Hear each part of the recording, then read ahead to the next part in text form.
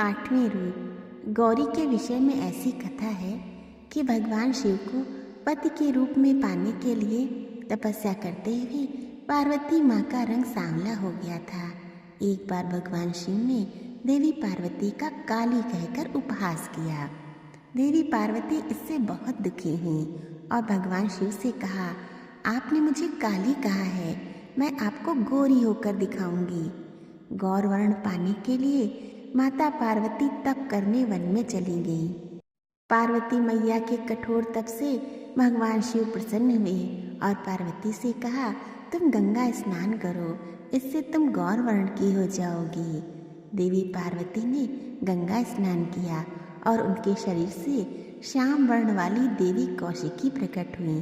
कौशिकी देवी ने देवताओं की प्रार्थना को सुनकर शुंभ और निशुंभ नामक असुरों का सेना सहित वध किया। पार्वती अत्यंत गौर वर्ण की हो गई। महादेव ने पार्वती से कहा, अपने उज्जवल गौर वर्ण के कारण अब संसार आपको गौरी के नाम से भी जाना जाएगा। नवरात्र के 8वें दिन इन्हीं गौर वर्ण वाली माँ गौरी देवी की पूजा होती है। वंदे वांछित कामार्थे चंद्रार्धकृत शीघ्राम सिंहारूढ़ा चतुर्भुजा महागौरी यशस्विनी। बोलिए गौरी मैया की जय।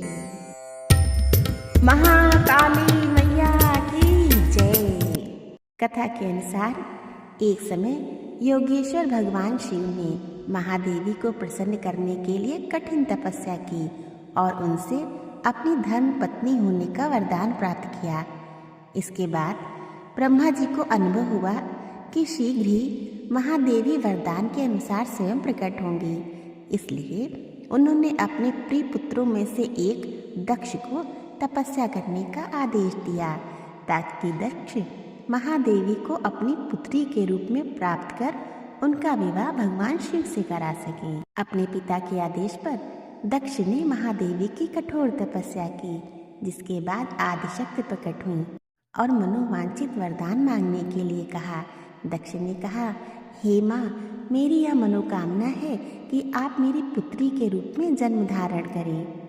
महादेवी ने दक्ष को वरदान प्रदान करते हुए कहा, जिस समय मैं भगवान शिव से विवाह करने के लिए अवतरित होंगी तो तुम्हारी पत्नी प्रसूति के गर्भ से जन्म धारण करूंगी। दक्ष, यदि तुम्हारे पुण्यों का क्षय हो गया अथवा तुमने किसी भी प्रकार से महादेवी की उपेक्षा या अपमान किया तो मैं तुरंत तुम्हारा परित्याग कर दूंगी। सती और शिव के विवाह के कुछ समय बाद दक्ष प्रजापति ने एक यज्ञ का आयोजन किया जिसमें भगवान शिव को निमंत्रण नहीं भेजा गया। जिस समय भगवान शिव ने देखा कि सती उनके पिता की अस्वीकृति होते हुए भी उनके यज्ञ में सम्मिलित होने के लिए हट कर रही हैं, तो शिव जी क्रोधित हो उठे और गर्जना करते हुए बोले, मुझे ज्ञात है कि तुम मेरे आदेशों के बंधन में बंधी नहीं हो, अतः जो मन हो करो, मेरी सहमति की प्रतीक्षा क्यों कर रही हो। भगवान शिव की ऐसी कठोर वाणी सुनकर देवी क्रोधित हो गई और मन ही मन यह विचार करने लगी, भगवान शिव मुझे अपनी धर्मपत्नी के रूप में प्राप्त करने के बाद मेरे वास्तविक परम शक्ति स्वरूप को भूल गए हैं। अतः मैं भगवान शिव और अपने गौरवान्वित पिता का त्याग कर कुछ समय के लिए अपने स्वरूप और अपनी लीला में स्थित रहूंगी। यह तय कर देवी ने महाकाली का भयंकर रूप धारण किया। ये श्याम वर्ण की देवी थीं जो दिगंबरी थीं। उनकी जीवा बाहर की ओर लटकी तथा दांतों के मध्य दबी हुई थी। अस्त व्यस्त केशों वाली तथा नरमुंड माला धारण किए हुए थीं। इस भयंकर रूप में देवी का दर्शन कर भगवान शिव चिंतित हो गए।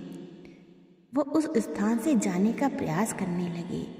अपने प्रिय भगवान शिव को नाराज होकर जाता देखकर देवी माँ ने कृपा करते हुए भगवान शिव को किसी भी दिशा में भागने से रोकने के लिए सभी 10 दिशाओं को अवरुद्ध करके 10 भिन्न भिन्न रूप धारण की। देवी भगवती के प्रत्येक रूप ने एक एक दिशा को अवरुद्ध कर दिया।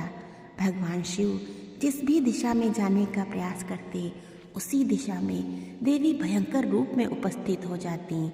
निकलने का कोई मार्ग न मिलने पर भगवान शिव ने अपने नेत्र बंद कर लिए।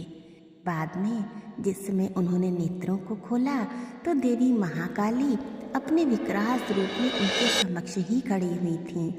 भगवान शिव ने प्रश्न किया, तुम श्यामा कौन हो? मेरी प्रिय सती कहाँ है?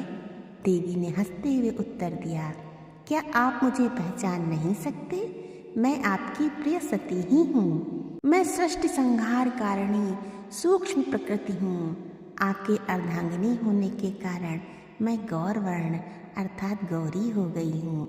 जिन 10 देवियों का आप अपने चारों ओर दर्शन कर रहे हैं वे भी मेरे ही विभिन्न रूप हैं और मैं स्वयं आपके भीतर ही भैरवी के रूप में विद्यमान हूँ।